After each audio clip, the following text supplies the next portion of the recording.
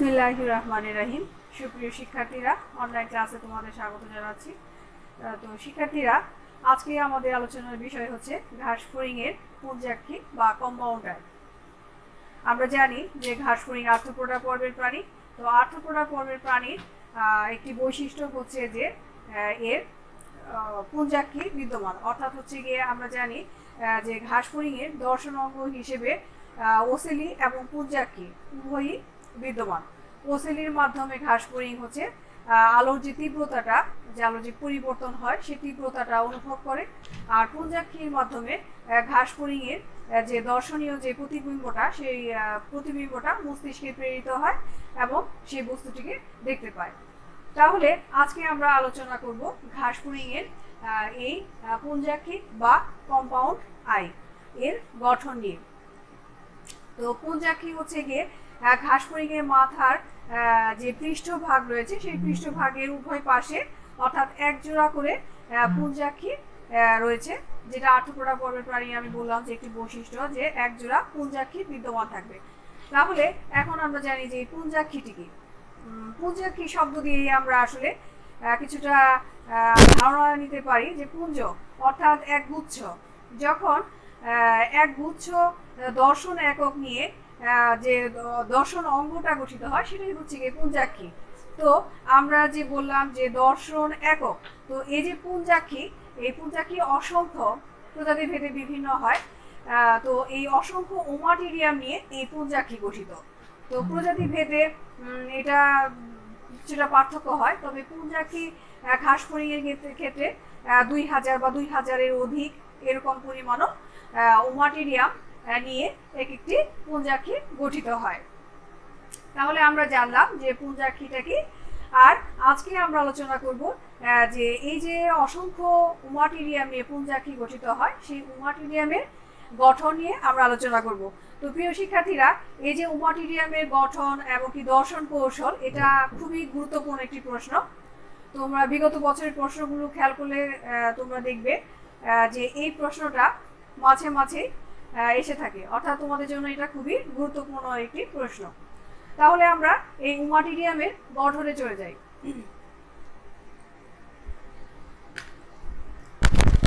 শিক্ষার্থীরা, তোমরা খেয়াল করো যে ওমাটিরিয়ামের গঠনে যে অংশগুলো রয়েছে আমি এখানে নাম্বার দিয়ে সেগুলো লিখেছি। তো নাম্বার হিসেবে 10টি অংশ নিয়ে এই ওমাটিরিয়াম গঠিত। তো প্রথমেই রয়েছে কর্নিয়া, নাম্বার 2 কর্নিয়াজেন কোষ, নাম্বার 3 ক্রিস্টালাইন কোন কোষ, নাম্বার 4 ক্রিস্টালাইন কোন, নাম্বার 5 আইরিশ রঞ্জক আবরণী, 6 রেটিনুলার কোষ, 7 র্যাবডো, 8 রেটিনাল রঞ্জক আবরণী, 9 ভিত্তি পর্দা, 10 হচ্ছে গিয়ে স্নায়ুতন্তু। তো এই যে অংশগুলো রয়েছে এই অংশগুলোকে তোমাদের মুখস্থ করতে হবে। তারপর তোমরা যেহেতু গঠনটা আগে বুঝবে, বুঝার পরে তোমরা এই অংশগুলো মুখস্থ করবে। আর একটি বিষয় হচ্ছে গিয়ে যে জীববিজ্ঞানের ক্ষেত্রে আর কি চিত্রটা অনেক গুরুত্বপূর্ণ একটি বিষয়। আমি মাঝে মাঝে ক্লাসে তোমাদেরকে বলে থাকি এই কথাটি যে যে কোনো প্রশ্নের ক্ষেত্রে তোমরা চিত্রটা সেখানে উপস্থাপন করার চেষ্টা করবে। চিত্র যেমনই হোক, এর বেসিক বিষয়গুলো যদি তাতে সুস্পষ্টভাবে বোঝা যায় সেটাই যথেষ্ট। অনেক সৌন্দর্য বর্ধনের জন্য যে অনেক সময় দিতে হবে এমনটা না, কিন্তু বেসিক বিষয়টা যেন তাতে স্পষ্টভাবে ফুটে ওঠে। তো আমরা যে অংশগুলোকে দেখলাম যে অংশগুলোকে নিয়ে এই ওমাটিরিয়াম গঠিত, তো আমরা চিত্রের মাধ্যমে এখানে তোমাদের উপস্থাপন করার চেষ্টা করেছি। তোমরা এই যে অংশগুলো রয়েছে সেই অংশগুলো আমরা জানবো, দেখবো এর বর্ণনা এবং কাজ সম্পর্কে আমরা তাহলে এখন ধারণা নিব। তাহলে প্রথমেই রয়েছে কর্নিয়া। কর্নিয়া শব্দটার সাথে আসলে আমরা পূর্বেই পরিচিত। তো এই যে ঘাসফড়িং এর যে কর্নিয়া রয়েছে, তোমরা খেয়াল করো যে আমি একটি ওমাটিরিয়ামে লম্বচ্ছেদ দেখেছি, তোমাদের বইয়েও এটা আছে। তো এই যে ওমাটিরিয়াম, এই ওমাটিরিয়ামে একদম বাইরের যে অংশটা উত্তল স্বচ্ছ যে হচ্ছে গিয়ে ষড়ভুজাকার যে অংশটা তোমরা দেখতে পাচ্ছ, যেটা হচ্ছে গিয়ে কর্নিয়া। তাহলে কি এই ওমাটিরিয়ামের বাইরের দিকে উত্তল স্বচ্ছ এবং পাতলা কিউটিকলে আবৃত যে অংশটা, সেটাই হচ্ছে গিয়ে এই কর্নিয়া। নাম্বার 2 এ আছে কর্নিয়া জেল কোষ। তোমরা চিত্রে খেয়াল করো যে ঠিক কর্নিয়ার নিচেই যে পাশাপাশি অবস্থিত একজোড়া চাপা যে কোষ রয়েছে সেই কোষগুলোকে বলা হয় কর্নিয়া জেল কোষ। কর্নিয়ার ঠিক নিচে অবস্থিত একজোড়া চাপা পাশাপাশি যে কোষ জোড়া দেখা যাচ্ছে সেটাই হচ্ছে গিয়ে এই কর্নিয়া জেল কোষ। এই কর্নিয়া জেল কোষের ক্ষরণ থেকেই কর্নিয়ার সৃষ্টি হয়েছে। শিক্ষার্থীরা আরেকটি বিষয় যে এখানে যে একটা সিরিয়াল মেনটেন করা হয়েছে যে অংশগুলোকে, তোমরা অবশ্যই চেষ্টা করবে এই সিরিয়াল অনুযায়ী এই অংশগুলোকে মনে রাখার, কারণ এর একটি অংশ থেকে আরেকটি অংশ সৃষ্টি হয়েছে। তুমি যদি দেখা যায় কর্নিয়ার পরে অ্যাবডোমে চলে গেলে তাহলে বিষয়টা কিন্তু বিশৃঙ্খল বা এলোমেলো হয়ে গেল, আর গোছানো হলো না যে কোন জিনিসটা থেকে কোন জিনিসটা উৎপত্তি, এটা এলোমেলো হয়ে যাবে, মনে রাখাটাও একটু কঠিন হয়ে যাবে। সেক্ষেত্রে তোমরা হচ্ছে গিয়ে এই সিরিয়ালটা মেনটেন করার চেষ্টা করবে। তো এই যে কর্নিয়ার পরে রয়েছে কর্নিয়া জেল কোষ, যে কর্নিয়া জেল কোষের ক্ষরণ থেকে কর্নিয়ার উৎপত্তি হয়েছে। তো এরপরে শিক্ষার্থীরা নাম্বার 3 এ তোমরা খেয়াল করো যেটা আছে ক্রিস্টালাইন কোন কোষ। ক্রিস্টালাইন কোন কোষ। তো এই যে কর্নিয়া জেল কোষ যে রয়েছে, এই কর্নিয়া জেল কোষকে যে ঘিরে রেখেছে একটি আবরণ, সেটাই হচ্ছে গিয়ে এই ক্রিস্টালাইন কোন কোষ। এই ক্রিস্টালাইন কোন কোষের যে ক্ষরণ হয় সেই ক্ষরণ থেকেই এই ক্রিস্টালাইন কোণের সৃষ্টি হয়। আর এই কোন কোষকে ঘিরে রেখেছে এই ক্রিস্টালাইন কোণকে ঘিরে রেখেছে এই ক্রিস্টালাইন কোণকে ঘিরে রেখেছে এই ক্রিস্টালাইন কোন কোষ। তাহলে শিক্ষার্থীরা তোমরা খেয়াল করো যে কর্নিয়া জেল কোষ, এর পরের যে অংশটা সেটাই রয়েছে ক্রিস্টালাইন কোন কোষ। এই ক্রিস্টালাইন কোন কোষের এটি একটি আসলে প্রতিসরণশীল অঙ্গ হিসেবে কাজ করে। এটি দেখা যায় যে এই ওমাটিডিয়ামে আলো প্রবেশ করতে সহযোগিতা করে থাকে। তো শিক্ষার্থীরা তাহলে এই ক্রিস্টালাইনের পরে আমরা চলে আসি যে অংশটি রয়েছে সেটা হচ্ছে ক্রিস্টালাইন কোণ। এই ক্রিস্টালাইন কোণ কোষ দিয়ে ঘেরা যে মুচাকার একটি অংশ তোমরা দেখতে পাচ্ছ, এটাই হচ্ছে গিয়ে ক্রিস্টালাইন কোণ। প্রিয় শিক্ষার্থীরা তোমরা যে অংশগুলো মানে বাইরের দিক থেকে স্টেপ বাই স্টেপ আছে সেটা তোমরা খেয়াল করো। যে প্রথমে রয়েছে কর্নিয়া, এরপর রয়েছে কর্নিয়া জেল কোষ, তারপর রয়েছে ক্রিস্টালাইন কোন কোষ। এই যে ক্রিস্টালাইন কোষ, এই ক্রিস্টালাইন কোন কোষের ক্ষরণ থেকে উৎপন্ন হয়েছে ক্রিস্টালাইন কোণ। আশা করি তোমরা বুঝতে পেরেছ। তো এই যে দেখো এখানে যে অংশগুলো রয়েছে ক্রিস্টালাইন কোন কোষ, কর্নিয়া জেল কোষ, এগুলোকে দেখো তোমরা যে একটি আবরণী বা পর্দা দ্বারা বেষ্টিত আছে। তোমরা দুই পাশে খেয়াল করো যে একটি আবরণী বা পর্দা দ্বারা বেষ্টিত রয়েছে, বেশ কিছু রঞ্জক উপাদান দ্বারা তৈরি এই যে পর্দা, এটি কালো রঙের। একে বলা হয় উপরের অংশে যে পর্দাটা রয়েছে সেটাকে বলা হয় আইরিশ রঞ্জক আবরণী। শিক্ষার্থীরা তোমরা এখানে দুইটা রঞ্জক আবরণী আছে। উপরের দিকে আছে যে রঞ্জক আবরণীটা সেটাকে বলা হয় আইরিশ রঞ্জক আবরণী, আর নিচের দিকে তোমরা আরেকটা খেয়াল করো যেটাকে বলা হয় যে পর্দাটা আছে সেটাকে বলা হয় রেটিনাল রঞ্জক আবরণী। তাহলে আমরা উপরের দিকে যেটা দেখলাম সেটা হচ্ছে গিয়ে আইরিশ রঞ্জক আবরণী। এই আইরিশ রঞ্জক আবরণীটা এটা হচ্ছে আলোর তীব্রতা ভেদে সংকুচিত হতে পারে আবার প্রসারিত হতে পারে। উজ্জ্বল আলোতে দেখা যায় এটা প্রসারিত অবস্থায় থাকে, সমস্ত যে কোন কোষগুলো রয়েছে সেগুলোকে আবৃত করে রাখে। আর মৃদু আলোতে এটা কিছুটা সংকুচিত হয়ে যায়।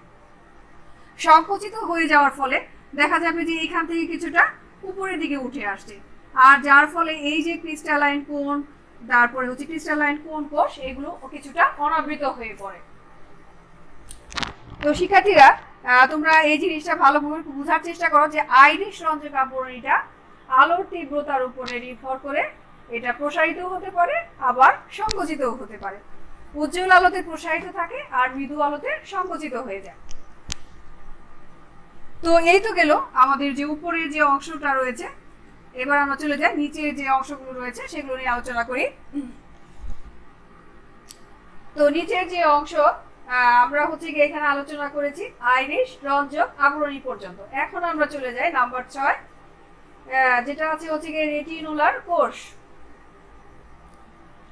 রেটিনুলার কোষ তাহলে চিত্রে এই যে এখানে হয়েছে রেটিনুলার কোষ। তোমরা দেখো যে ক্রিস্টালাইন কোণের নিচে যে লম্বাকার যে কোষটা দেখা যাচ্ছে সেটাই হচ্ছে গিয়ে এই রেটিনুলার কোষ। লম্বা আকৃতির কিছুটা বৃত্তাকার যে লম্বা অংশটা সেটাই হচ্ছে গিয়ে এই রেটিনুলার কোষ। এই রেটিনুলার কোষে যে নিউক্লিয়াস রয়েছে সেই নিউক্লিয়াসগুলো এই যে ক্রিস্টালাইন কোষের কাছাকাছি অর্থাৎ সংলগ্ন অবস্থায় থাকে। তো এই ক্রিস্টালাইন কোণের কাছাকাছি অবস্থান করে এর মধ্যে যে নিউক্লিয়াসগুলো রয়েছে। এই রেটিনুলার কোষের ক্ষরণ থেকে র্যাবডোম তৈরি হয়। রেটিনুলার কোষের ক্ষরণ থেকে কি তৈরি হয়? র্যাবডোম তৈরি হয়। তাহলে এর পরের অংশটাই হচ্ছে গিয়ে র্যাবডোম। এই যে ক্রিস্টালাইন কোণ থেকে লম্বাকার স্বচ্ছ যে অংশটা, লম্বা স্বচ্ছ এবং প্রলম্বিত যে অংশটা দেখা যাচ্ছে সেটাই হচ্ছে গিয়ে এর র্যাবডোম। এই র্যাবডোমের মাধ্যমে যে দর্শনীয় বস্তুটা, যে আলোটা, সেই আলোটা এই ওমাটিডিয়ামের মাধ্যমে ইমাটিডিয়ামের মধ্যে এই র্যাবডোমের মাধ্যমে প্রবেশ করে। তো নেক্সট যে বিষয়টা সেটা হচ্ছে গিয়ে রেটিনাল রঞ্জক আবরণী। তো রেটিনাল রঞ্জক আবরণী এটা আমরা উপরের যে আবরণীর সাথে মিলিয়ে আমরা কিছুটা ধারণা নিয়েছি যে এটা একটা পর্দার মতো কালো রঙের পর্দা বিশেষ। তো এই রেটিনাল রঞ্জক আবরণী আলোর তীব্রতার উপরে ভিত্তি করে বিভিন্ন দিকে সঞ্চালিত হতে পারে।